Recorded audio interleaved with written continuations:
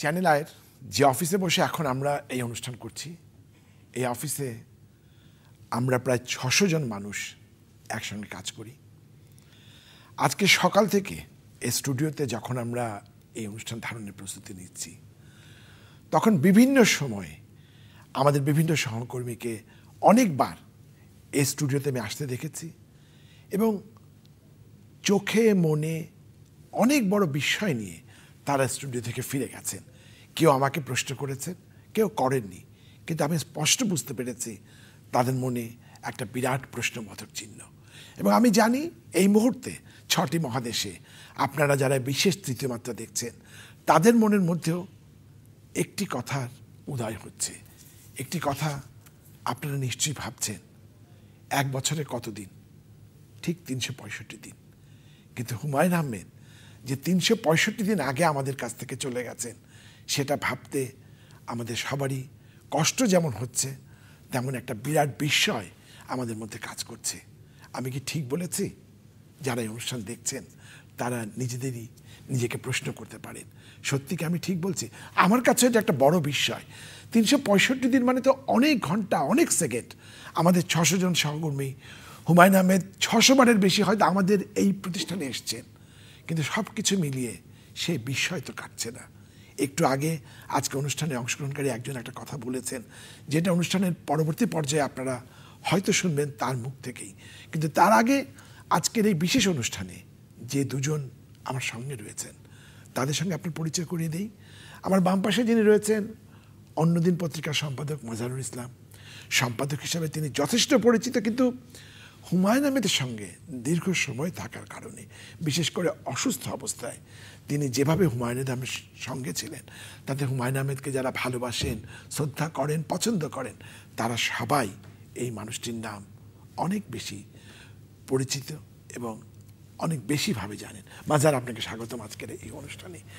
আর আমার আরেক পাশে যিনি রয়েছেন, আমি জানি যে ছবিটা যাওয়ার সঙ্গে সঙ্গে আপনারা সবাই তাকে এক বাক্যে চিনে নেবেন। তিনি আমাদের মাননীয় সংসদ সদস্য, তিনি আমাদের সংস্কৃতি অঙ্গনে বিরাট উজ্জ্বল, আর কি বলবো, তারকা। কিন্তু সব কিছুর পরে তিনি হুমায়ূন আহমেদের খুব ঘনিষ্ঠ যারা ছিলেন তাদের একজন। এবং অনুষ্ঠানের শুরুতে জনাব আসাদুজ্জামান নূর আনুষ্ঠানিকভাবে নাম বলার পর মনে হচ্ছে যে শুরুতে তিনি বলেছেন, আসলে যারা আমরা হুমায়ূন আহমেদের খুব ঘনিষ্ঠ, তাদের বোধহয় হুমায়ূন আহমেদ সম্পর্কে এইভাবে কথা বলা খুব কঠিন। নূর ভাই, এই মুহূর্তে 6টি মহাদেশে অনেক দর্শক আপনার দিকে তাকিয়ে আছে, এখনো কি আপনার তাই মনে হচ্ছে? হ্যাঁ, আমি সত্যি কথা বলতে কি, যে হুমায়ূন চলে যাওয়ার পর বস্তুত এই প্রথম একটি অনুষ্ঠানে আমি এইভাবে উপস্থিত হয়েছি।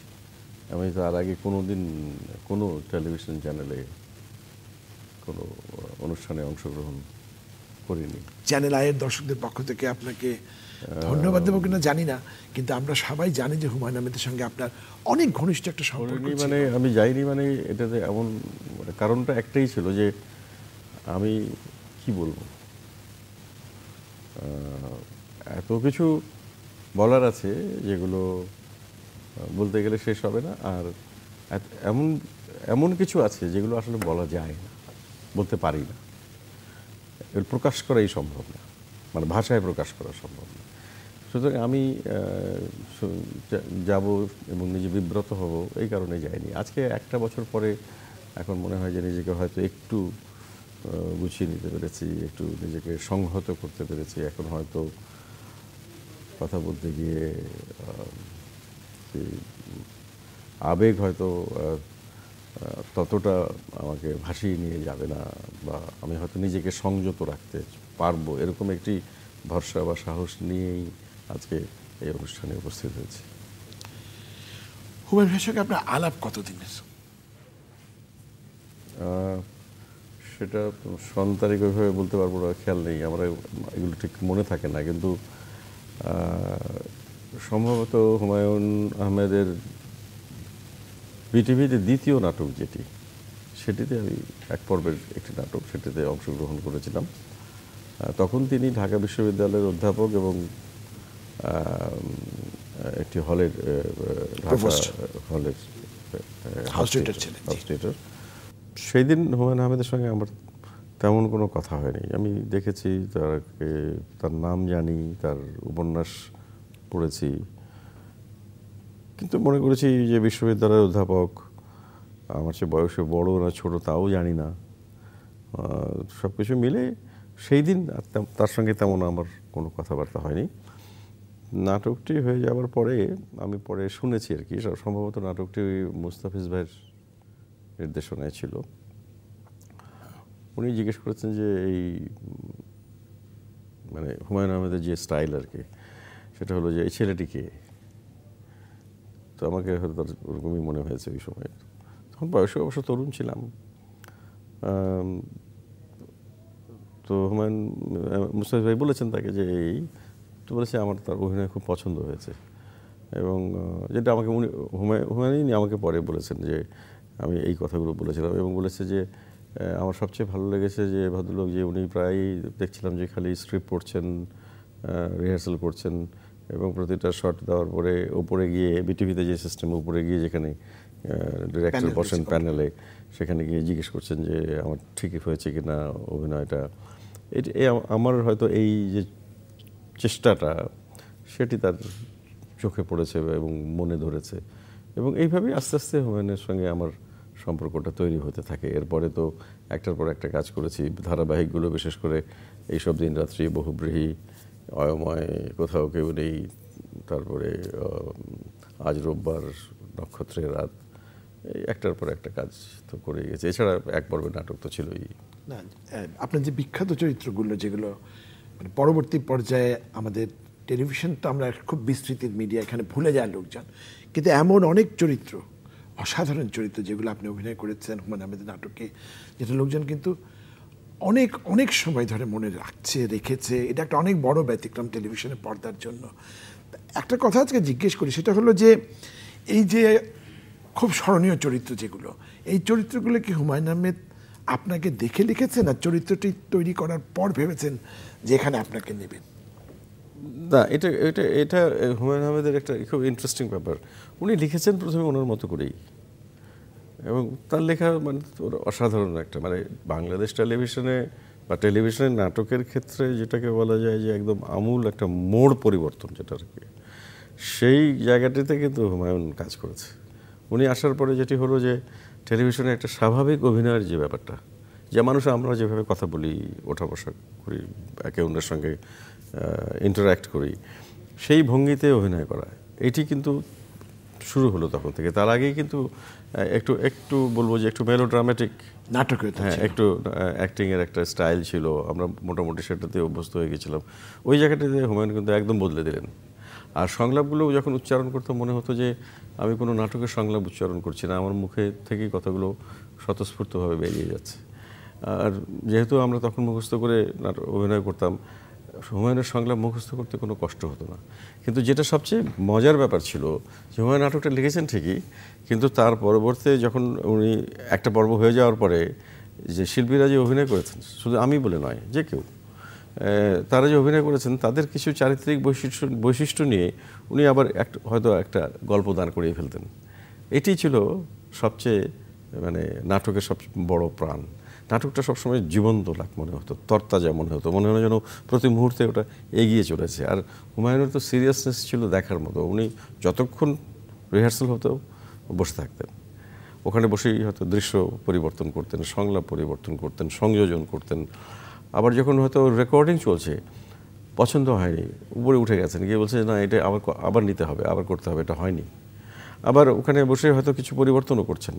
এইভাবে কিন্তু উনি বলতে গেলে ওই পুরো প্রোডাকশনটার সঙ্গে ওতপ্রোতভাবে জড়িত থাকতেন, এবং যার ফলে নাটকগুলোর মান একটা অন্য একটা ভিন্ন জায়গায় গিয়ে দাঁড়াতো আর কি।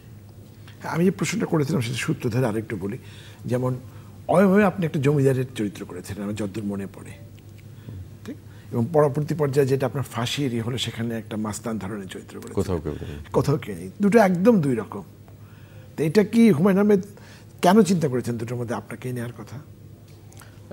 অয়ময়তে উনি আমাকে কেন নিয়েছেন সেটা ঠিক বলতে পারবো না। আমি যদি এইভাবে বলি যে তার যে আগে যে নাটকগুলো আপনি করেছিলেন সেখানে হয়তো আপনি নায়কের চরিত্রে আসছেন, খুব আয়সিভাবে বসছেন, উঠছেন, ফিরছেন, এটা দেখে মনে করেছে বাহ, জমিদারের চরিত্রে তো নূরকে ভালো মানাবে। হতেই পারে, কিন্তু এমন ঘটনাও ঘটেছে যে এই নাটকটা যখন আমি করতে যাই তখনও রেকর্ডিং শুরু হয়, রিহার্সাল হচ্ছে। তো আমাদের একজন খুব সিনিয়র প্রডিউসার, উনি বললেন যে তুমি এই নাটকটা করতে গেলে এটা তো বুঝি মনে হয় তোমার জন্য ঠিক হলো না, জমিদারের চরিত্র এটা, গোলাম মুস্তাফা বা আলী জাকের এরকম লম্বা দীর্ঘদেহী বলিষ্ঠ কণ্ঠস্বর এরকম মানুষ হলে বুঝি ভালো হতো। আমি তো একটু নার্ভাস হয়ে গেলাম।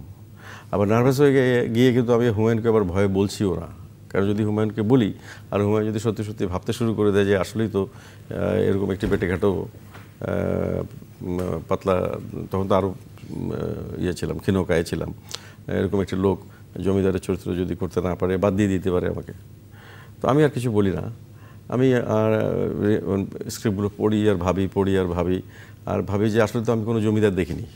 জমিদার দেখেছি চলচ্চিত্রে, ছবি বিশ্বাসকে দেখেছি, কমল মিত্রকে দেখেছি, এরকম জমিদার দেখেছি আর বইয়ে পড়েছি। তো আমি একটা জিনিস ভাবতে শুরু করলাম এবং পরে এটা নিয়ে হুমায়ুনের সঙ্গে কথা বলেছি যে জমিদাররা তো খুব উশৃঙ্খল জীবনযাপন করতেন। তারা মদ্যপান করতেন, রাত্রি জাগরণ করতেন, বাড়ি ফিরতেন না, নারী সঙ্গ তাদের খুব প্রিয় ছিল এবং খুব অনিয়মের মধ্য দিয়ে তারা জীবন কাটাতেন। তো যে মানুষটি এত অনিয়মের মধ্য দিয়ে জীবন কাটাচ্ছে সে তো খুব সবল সুস্থ দেহী মানুষ হওয়ার কথা না। সে মানুষের তো অসুস্থ থাকার কথা, সে মানুষের একটু দুর্বল থাকার কথা, কিন্তু তার ব্যক্তিত্বটা হয়তো একটা অন্যরকম হয় বলেই তাকে সবাই মানে, ভয় পায়, তাকে তার প্রজা হয়ে তার অধীনে তার মানুষ বসবাস করে।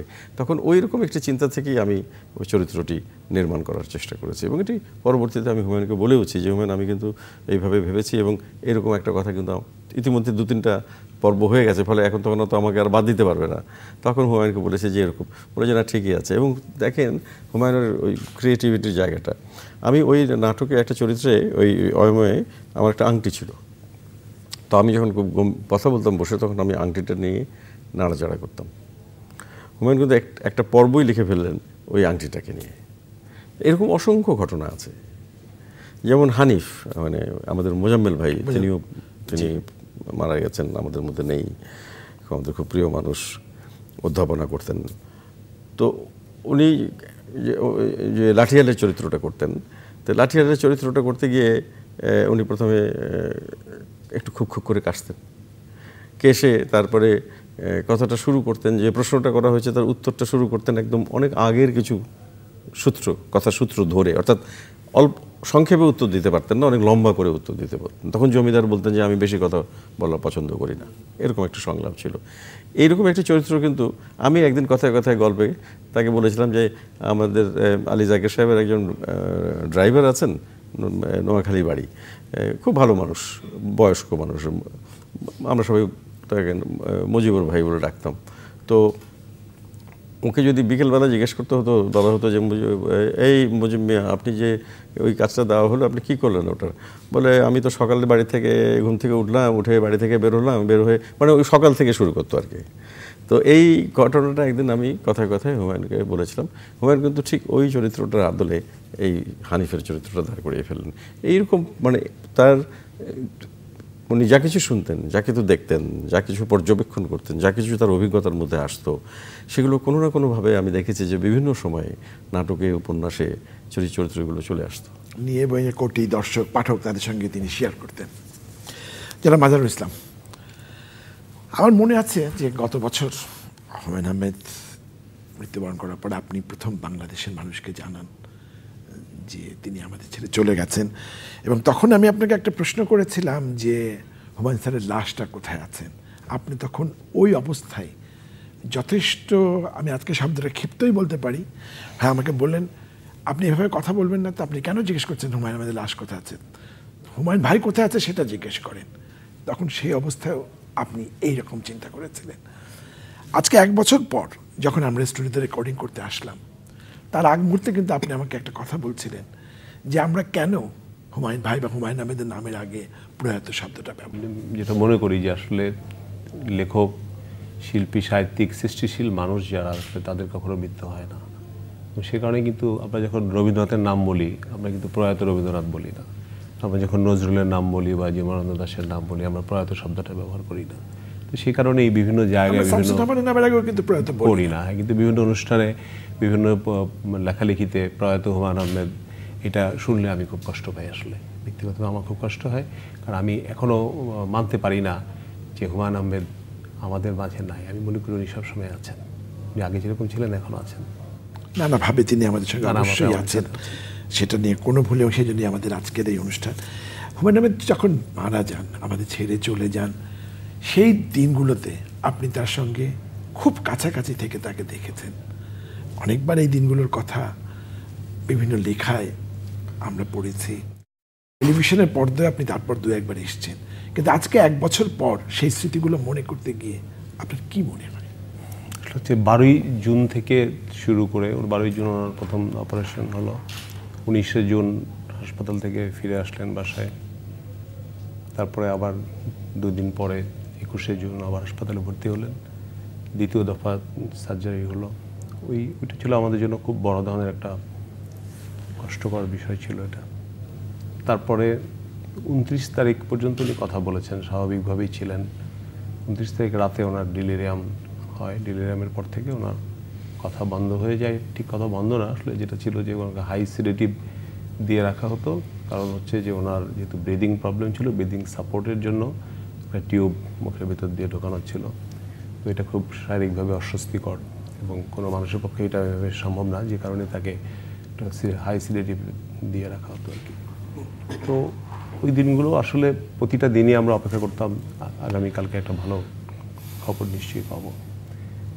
ডাক্তাররা ওরকমই আশ্বাস দিয়ে ছিলেন একটার পর একটা।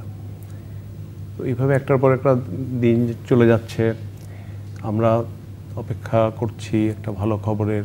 প্রতিদিনই ডাক্তার বলছে যে এই তো হয়তো কালকে আমরা টিউবটা খুলে ফেলবো, কিন্তু এর মধ্যে দেখা যাচ্ছে যে আস্তে আস্তে অন্যান্য অর্গানগুলো এফেক্ট করা শুরু করলো। কিডনি এফেক্টেড হয়ে গেল, তারপরে লিভারের লাংয়ে প্রবলেম শুরু হলো। তারপরেও 17 তারিখে ওনার যে মেইন সার্জন ডক্টর জর্জ মিলারের একটা SMS আমি আপনাকে ফরওয়ার্ড করেছিলাম ওই সময়, আমার আপনার চ্যানেলে ওইটা দেখানো হয়েছিল আর কি। মেসেজে যেটা উনি বলেছিলেন যে আমরা আশা করছি তার অবস্থা আগের চেয়ে অনেক বেটার এবং 2-1 দিনের মধ্যে আমরা তার টিউবগুলো খুলে ফেলবো। আমরা তো আবার আশাবাদী হলাম। 18 তারিখ, 19 তারিখে যে এতটা বিপর্যয় ঘটবে এটা আসলে আমরা কেউই বুঝতে পারিনি ওখানে আমরা যারা ছিলাম। 19 তারিখ খুব দ্রুত আসলে, 18 তারিখ এবং 19 তারিখ যে এত দ্রুত, মানে এত ব্যাপক পরিবর্তন। নূর ভাই গিয়েছিলেন ওখানে, উনি 15-16 ছিলেন, উনি চলে গেলেন। লন্ডন থেকে আমাকে ফোন করলেন, আমি ওনাকে জানালাম তখন অবস্থা। উনি যা দেখে গেছিলেন তার থেকে আবার ভালো হয়ে 17 তারিখে আসলে ভালোই, অনেকটা ভালো হয়েছিল। 18 তারিখে 18 তারিখে 18 তারিখে 19 তারিখে 19 তারিখে 18 তারিখে গুলি চলে যাওয়ার পরে বিকেলে এয়ারপোর্ট থেকে কথা হলো। আপনার সাথে এবার কথা হয়েছিল? না, তখন তো কাগজে কিছু লিখে দিয়েছিলেন? তখন সম্ভব ছিল না, তখন আর সম্ভব ছিল, কিন্তু শুরুর দিকে যখন ডিলিরিয়ামের পরে বেশ কয়েকদিন পর্যন্ত উনি কাগজে লিখতে পারতেন। কি ধরনের কথা লিখেছিলেন? এটা উনি যা চাচ্ছেন, বলতে চাচ্ছেন, ডাক্তারকে ডাকো, এটা খোলার ব্যবস্থা করো, এইগুলো লিখতেন, কিন্তু খুব যে পরিষ্কার লেখা। আমি যেদিন গেছি সেদিন 16 তারিখ সকালে মনে হয়, সেদিন আমি ডাকাডাকি যখন করছিলাম তখন উনি, মানে বুঝতে পারছিলাম যে উনি শুনতে পাচ্ছেন এবং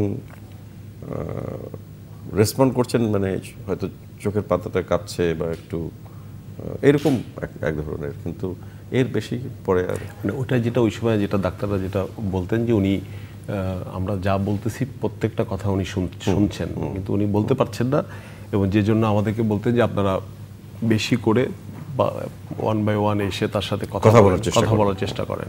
তো ঠিক 18 তারিখে আমরা ওয়েটিং রুমে বসে সিদ্ধান্ত হলো যে জাফর ভাই ছিলেন ওখানে ওই সময়, তো উনি যেটা বললেন যে মাঝাতে একটা দাদা ভাইয়ের একটা বই কালকে সাথে নিয়ে এসে ওখানে আমরা পালা করে ওনার পাশে বসে আমরা ওটা পড়বো। তো আমার কাছে তখন ছিল দেয়ালের স্ক্রিপ্ট। তো আমি বললাম যে জাফর ভাই দেয়ালের স্ক্রিপ্টটা ঠিক আছে, আমি কালকে নিয়ে আসবো, দেয়ালের স্ক্রিপ্টটা পড়ি। উনি আবার বললেন যে না, দেয়াল তো সিরিয়াস লেখা, একটু অন্য ধরনের লেখা। আমি বললাম না, দেয়ালটাই পড়লে, আমি যতটুকু জানি দেয়ালটাই ওনাকে বেশি উজ্জীবিত করবে, কারণ দেয়াল নিয়ে ওনার অনেক স্বপ্ন ছিল। এটা তো লেখাটা তো আসলে শেষ হয় না, এটা ইনকমপ্লিট লেখা, এটা এডিটেড লেখা না, এটাকে উনি আরও অনেক সংশোধন সংযোজন করতেন। তো কথা হলো যে এরকম আমি দেয়াল নিয়ে আসবো, দেয়াল পড়বো, আর শাওন ভাবি ওনার পাশে বসে গান গাইবে। তো ওখানে হাসপাতালে এগুলো তারা অ্যালাউ করতে, আমরা এর আগে দেখেছি ঠিক ওনার পাশের রুমে এক পেশেন্ট ঠিক এরকম অবস্থা, ডেলিরিয়ামের পরে যখন ঠিক এরকম অবস্থায় তার আত্মীয়স্বজন এসে গান গাইতেন, নানানভাবে তাকে উজ্জীবিত করার চেষ্টা করতেন আর কি। তো সেই সুযোগটা আমরা মানে আপনার সেটা হয়নি? সেটা হয়নি, সেটা তো হয়নি। 19 তারিখ যেভাবে আসলো আমাদের কাছে, সেই সুযোগ আর হয়নি আর কি। শেষের দিকে তিনি যে কথাবার্তা বলেছেন, কি নিয়ে কথা বলেছেন আপনাদের সঙ্গে? নানান বিষয় নিয়ে আসলে কথা বলতেন। হ্যাঁ, মানে সবচেয়ে বেশি যেটা ওনার ছিলেন যে মানে দেশে কবে ফিরে আসবেন, দেশে চলে আসার বিষয়টা ছিল, কিন্তু বাইরে কখনোই থাকতে বেশি পছন্দ করতেন না। ওনার লেখালেখির বিষয়ে, ওনার নাটক, ওনার সিনেমার বিষয়টা, ঘেটুপুত্র নিয়ে ওনার অনেক বেশি মানে ছিল। আমি ফোনে আপনাকে জানিয়েছিলাম, আমাকে সাগরকে তুমি ফোন করো, জিজ্ঞেস করো যে রিলিজ কবে দেবে। তারপরে আমরা যে টেলিভিশনে রিলিজ করার কথা শুনে, হ্যাঁ, উনি বলেন যে বললেন যে না, এটা আমি চাই যে এটা হলে, এবং জানানোর পরে আপনি ওইটা জানালেন যে না, জানানোর পরে ওনাকে এটাও জানালাম যে না, এটা স্যার এটা হলেই রিলিজ হবে। এই সমস্ত বিষয়গুলো নিয়ে, এবং আর মানে এই যেমন একদম ঠিক ডেলিরিয়ামের 3 দিন আগে ওনার একটা টিউব ছিল, যেটা মানে সাকশন টিউব ছিল ভেতরে, টিউবটা নাড়াচাড়া করতে যেয়ে বের হয়ে আসছে ভেতর থেকে, তো ওই টিউবটা আবার ভিতরে দেবে আর কি। তো আমি ওই দিন রাতে, আমরা তো পালাক্রমে থাকতাম, ওই দিন রাতে আমার ডিউটি, তো ডিউটি ডাক্তার আসলে সেটা ঢোকানোর চেষ্টা করবে।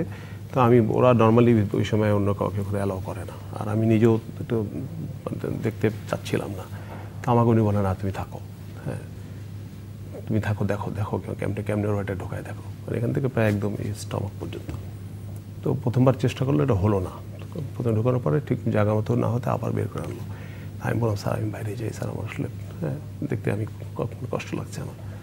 তো বলে না, থাকো তুমি এখানে থাকো, একদম নড়াচড়া করবে না, এখানে থাকো, দেখো না, মানে মজা, ওই যে ওনার যে ফান যে বিষয়টা, মজা করে দেখো। তারপর অপারেশনের পরে, প্রথম অপারেশনের পরে যে বিশাল সার্জারি, যে জায়গাটা সেলাই করা, ওইটা ছবি তুলে, ভাবিকে বলে এটা ছবি তুলে ঢাকায় পাঠাও, এটা হ্যাঁ আম্মাকে দেখাও।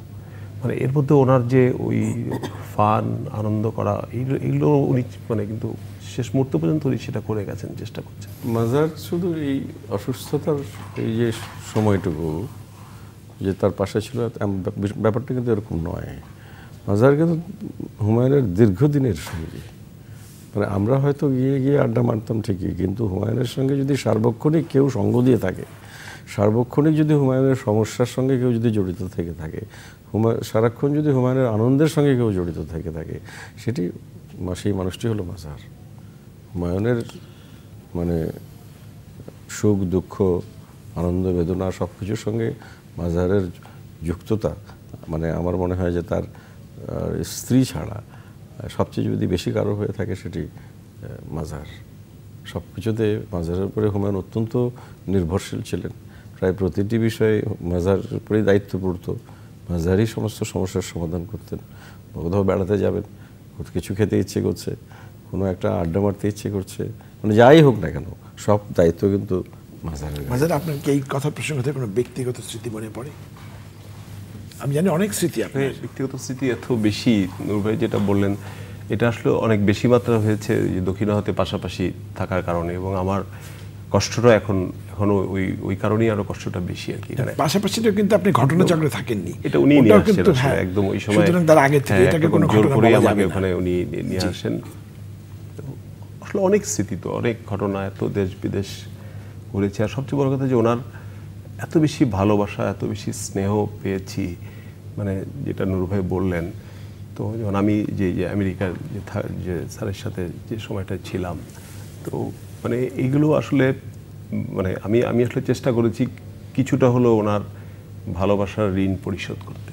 কারণ আমাদের একটা লেখক প্রকাশক সম্পর্ক ছিল, কিন্তু সেই সম্পর্কটার সাথে ব্যক্তিগত সম্পর্কটাকে আমরা কখনো মিক্স আপ করিনি, কখনো ওইটাকে আমরা এক জায়গায় নিয়ে আসিনি।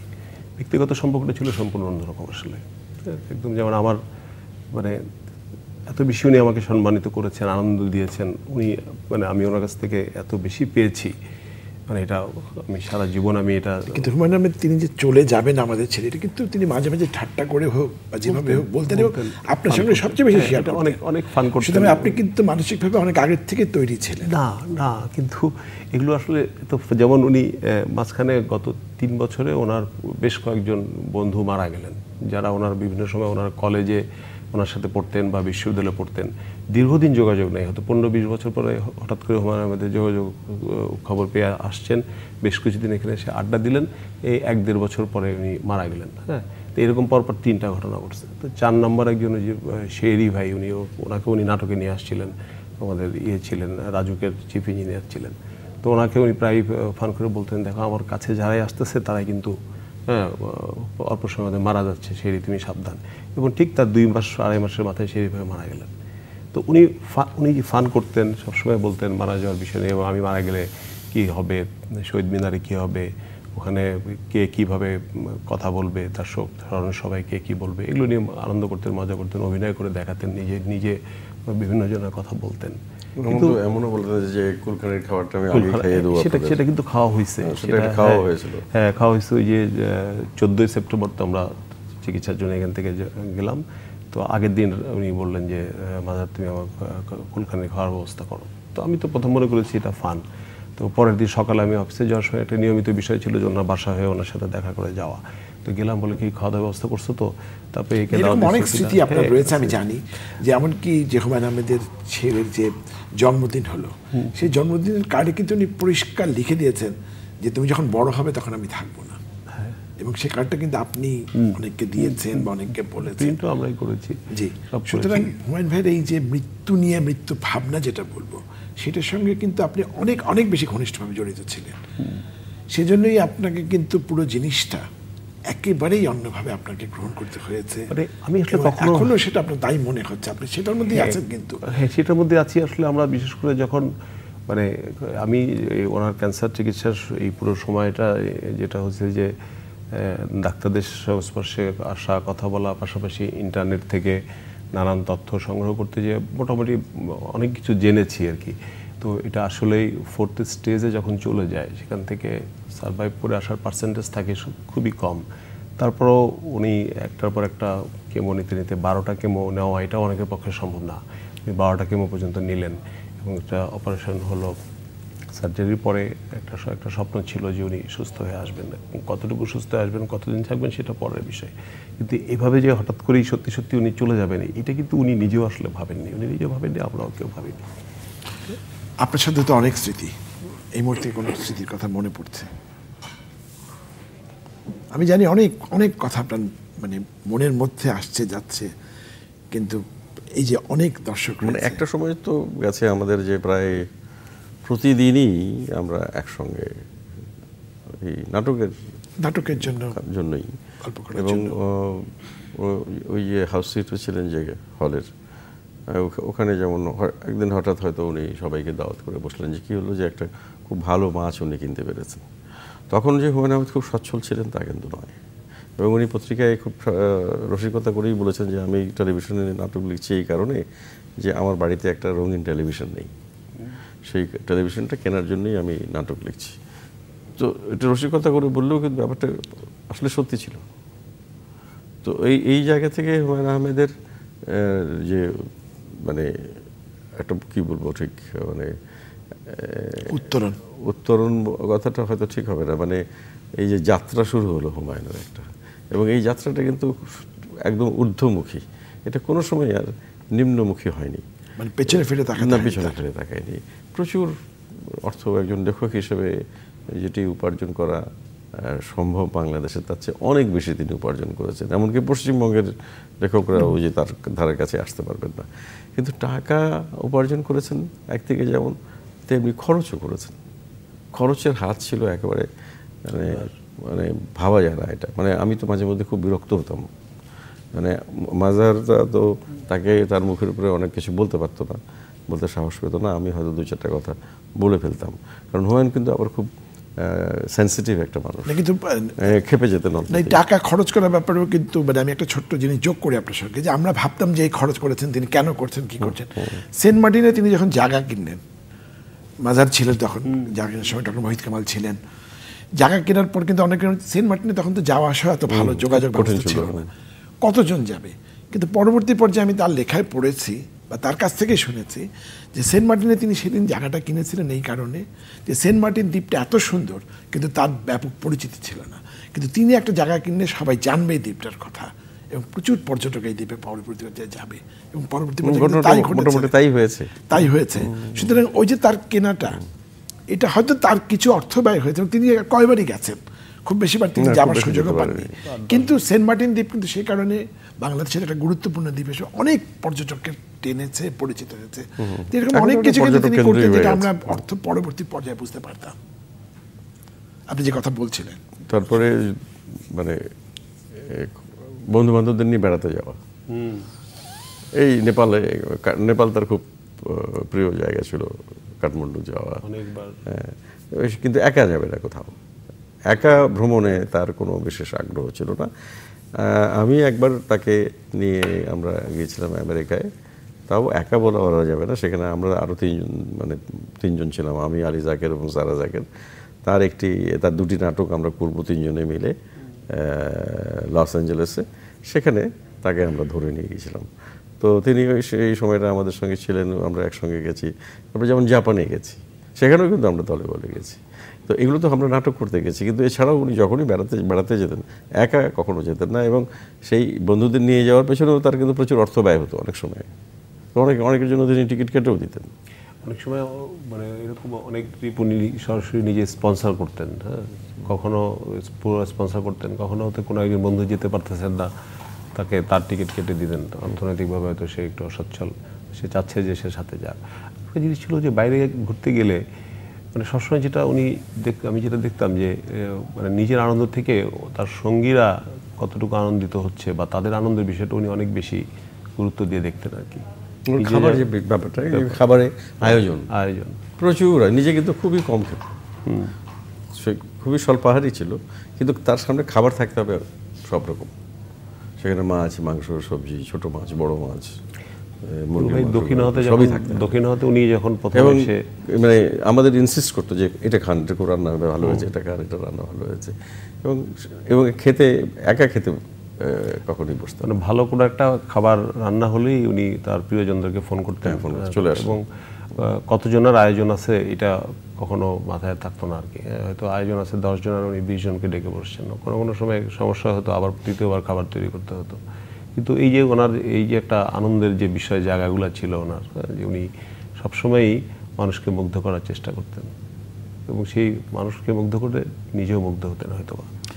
এমনকি গাড়ি কেনার ক্ষেত্রেও আমি দেখলাম যে মানুষের তো টাকা পয়সা হলে বেশ নিজের জন্য বেশ একটা পশু গাড়ি গাড়ি কিনবে, কিন্তু সেই মানে মাইক্রোবাস বা তার চেয়েও বড় সাইজের গাড়ি, যেটাতে সবাই মিলে চলা যেতে পারে, এরকম ব্যাপারটা ছিল আর কি। মানে একা থাকা এটা একদম তার মানে স্বভাবের বাইরে ছিল। মৃত্যুর বিষয়ে যেটা বলতেছিলেন, উনি আমার বাবা মারা গেছিলেন কলকাতায় আর কি। তো ওনাকে যেদিন নিয়ে আসবো আমরা, ওই আসার সময় ফ্লাইটের সময়টা খুব কম ছিল, তো যেখানে ফিউনারেল হোমে কফিনের মধ্যে করা হচ্ছে, এটা একটা পর্যায়ে আমি নিজেও ওই কফিনে হাতুড়ি দিয়ে পেরেক পুঁতেছি, মানে সময় চলে যাচ্ছে, বারবার এয়ারপোর্ট থেকে ফোন আসতেছে বিমানের ফ্লাইটে আসবে। তো এই গল্পটা ওনাকে করেছিলাম, উনি জানতেন এটা। তো যে কারণে উনি প্রায়ই বলতেন যে দেখবে মাজার ওর বাবার কফিনে যেমন পেরেক পুঁতেছে, আমার কফিনেও মাজার পেরেক পুঁতবে। এটা কিন্তু উনি প্রায়ই বলতেন, অনেকবার। আমি নিজে শুনেছি কমপক্ষে 20 বার হবে, বিভিন্ন সময় আড্ডায় বিভিন্ন সময় এটা উনি বলতেন। হ্যাঁ, মাজার তার বাবার কফিনে যেমন পেরেক পুঁতেছে, আমার কফিনেও মাজারই পেরেক পুঁতবে। এবং সত্যি যে এই জিনিসটা হবে, এটা আমি তো আসলে নিজে কখনো কল্পনা করি। আমার বাবার মৃত্যুর সময় কিন্তু আমি কাছে ছিলাম না, হাসপাতালে আমরা তখন বাইরেই ছিলাম যখন উনি মারা যান। মানে আমার এই প্রথম আমার জীবনে আমার সামনে মানে আমি কারো মৃত্যু দেখেছি আর কি, কারো মৃত্যু অনুভব করেছি। তো যখন একদম ঠিক যখন আপনার সাথে কথা হওয়ার পরে, তো আপনি তখন খুব সুস্থ ছিলেন, কথা বলতে পারছিলেন না, তখন আমি তখন দেখছি কন্টিনিউ ব্লাড প্রেশার ফল করতেছে। তো একটা পর্যায়ে তো আমরা বুঝলাম যে আসলে আর কোনোভাবেই মানে সম্ভব না।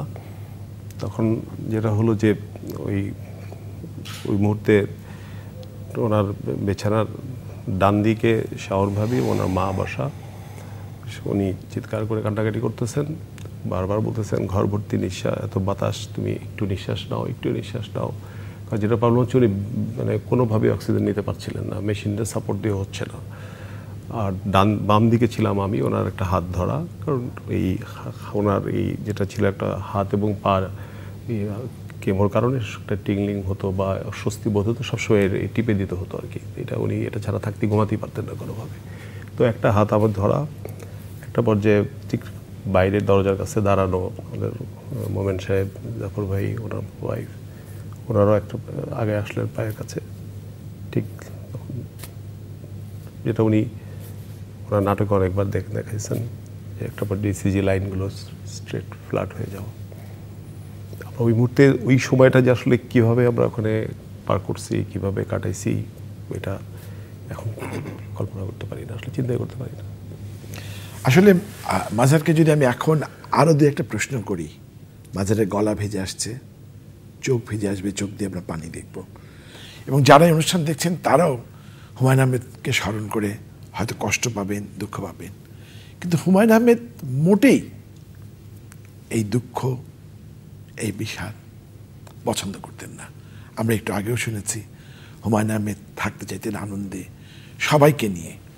আজকে অনুষ্ঠানের একেবারেই শেষ পর্যায়ে এসে আমি জনাব আসাদুজ্জামান নূরকে বলবো অনুষ্ঠানের সমাপ্তি টানতে, এবং আমরা যারা আজকে রয়েছি এই পৃথিবীতে, যারা হুমায়ুন আহমেদের নাটক এখনো দেখছি, চলচ্চিত্র দেখছি, বই পড়ছি, তাদেরকে হুমায়ুন আহমেদকে নিয়ে কিছু করা উচিত, কিছু ভাবা উচিত। জনাব আসাদুজ্জামান নূর। হুমায়ুন আহমেদের জন্য কিছু করা উচিত কিনা আমি ঠিক জানি না, কারণ হুমায়ুন মনে হয় এটা পছন্দ করে না, করতো না, কারণ হুমায়ুনই সবসময় অন্যের জন্য করেছে। আমি তো মনে করি যে আজকে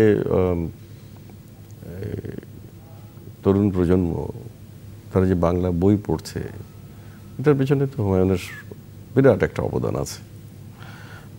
যারা একসময়, আমি কারো নাম ধরে বলতে চাই না, যে হয়তো শুধুমাত্র ডিটেকটিভ গল্প বা একটু সস্তা বই পড়ে যে দেশ তরুণ প্রজন্ম বেড়ে উঠছিল, সেই জায়গাটিতে হুমায়ুনের মানে আবির্ভাব বলা যায়, পড়ার রুচিটাই পাল্টে দিল, এবং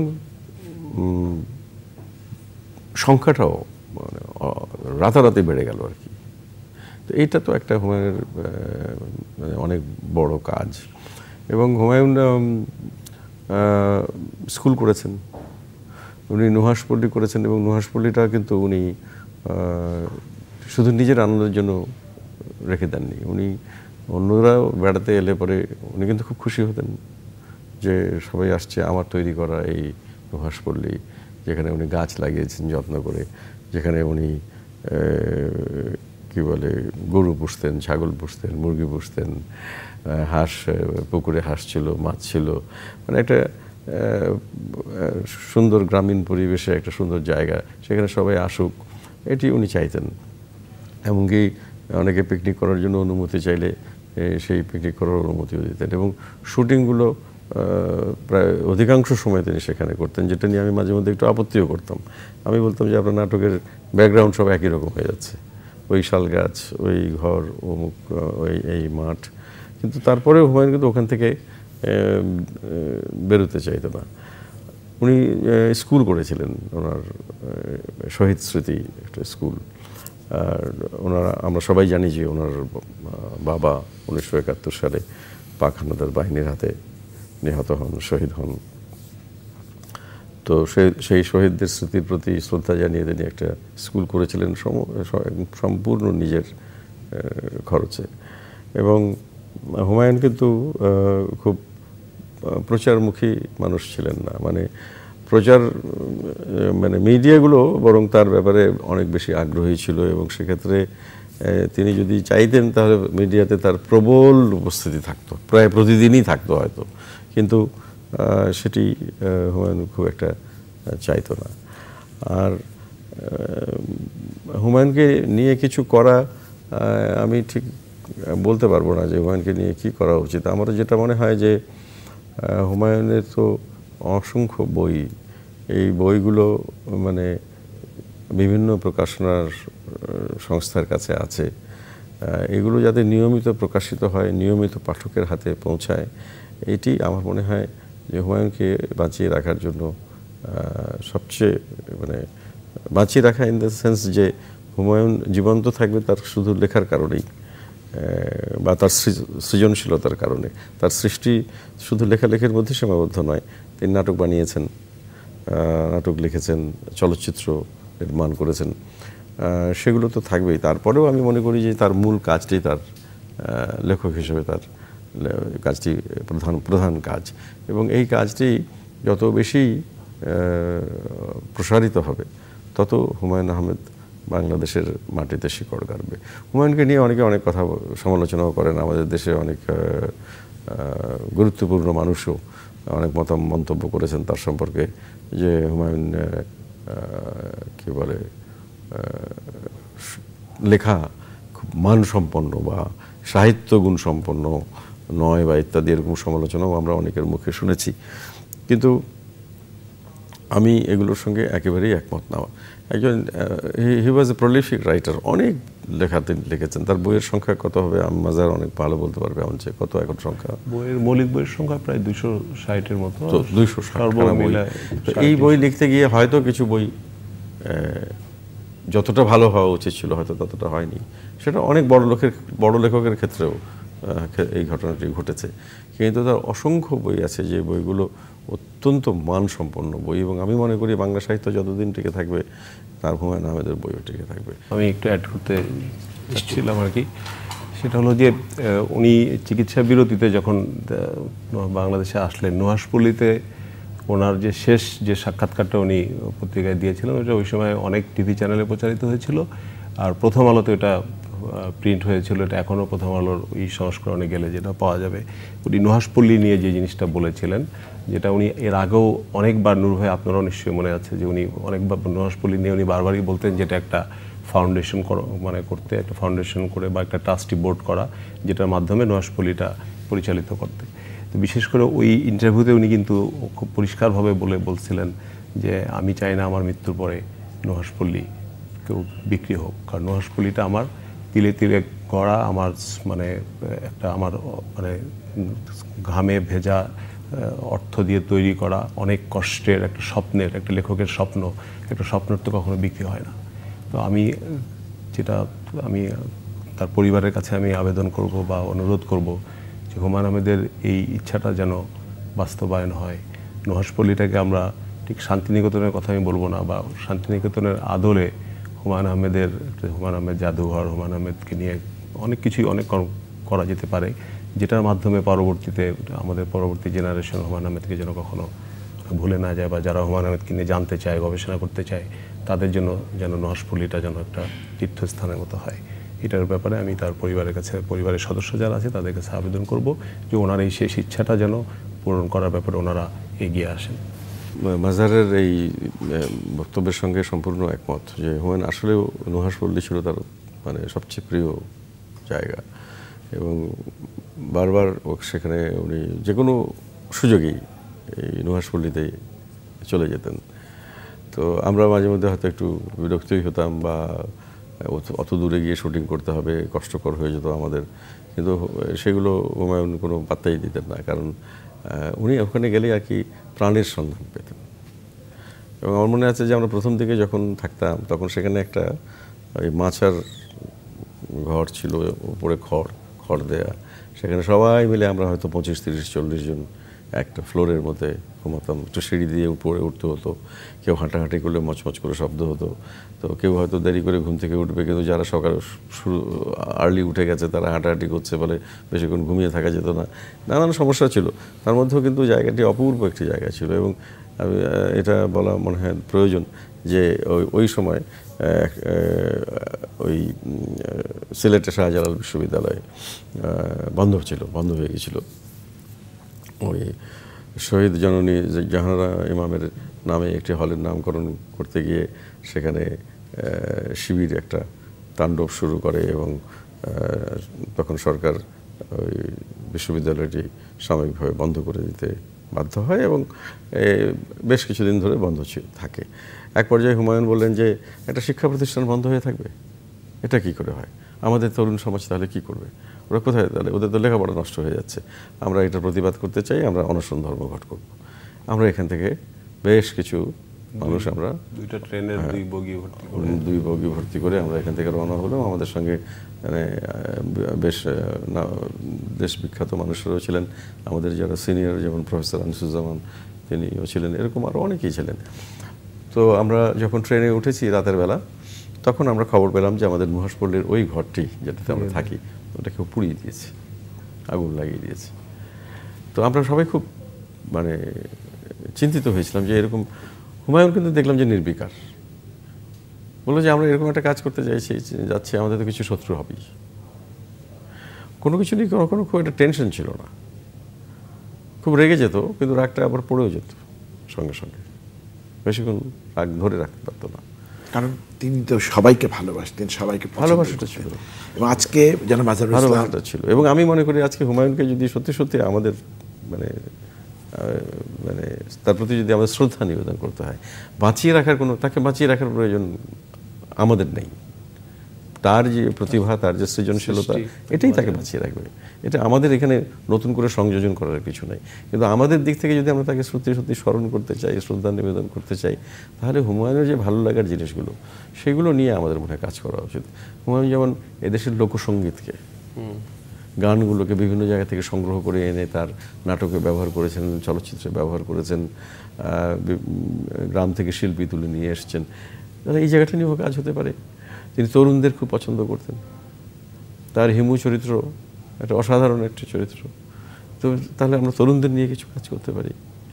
তিনি মুক্তিযুদ্ধ নিয়ে, তার আবেগ, প্রচণ্ড আবেগ ছিল, তার বাবা শহীদ মুক্তিযুদ্ধ নিয়েও কাজ করতে পারি। এই যে কোনো কাজ নিয়ে করলেই কিন্তু আমরা মনে করি যে হুমায়ুন আহমেদকে নিয়ে তার প্রতি শ্রদ্ধা দেখানো হবে বা সম্মান জানানো হবে। জনাব আসাদুজ্জামান নূর, জনাব মাজিদুল ইসলাম, মানে আপনারা যে কথা বললেন এবং আপনি যে কথাটা বললেন, সেটা নিশ্চয়ই আপনারাও সবাই শুনলেন যে তাকে শ্রদ্ধা জানানোর জন্য আমাদের অনেক অনেক পথ খোলা রয়েছে। কিন্তু এই মুহূর্তে যারা এই অনুষ্ঠান দেখছেন, তাদের টেলিভিশনের পাশে কিংবা চোখের পাশে কোথাও যদি হুমায়ুন আহমেদের একটা বই থাকে, সেটা খুলে যদি আপনারা পড়েন, তাহলে আপনারাও কিন্তু নতুন একজন হুমায়ুন আহমেদকে আবার আবিষ্কার করতে পারবেন। অনেক ধন্যবাদ আমাদের সঙ্গে থেকে হুমায়ুন আহমেদকে স্মরণ করার জন্য।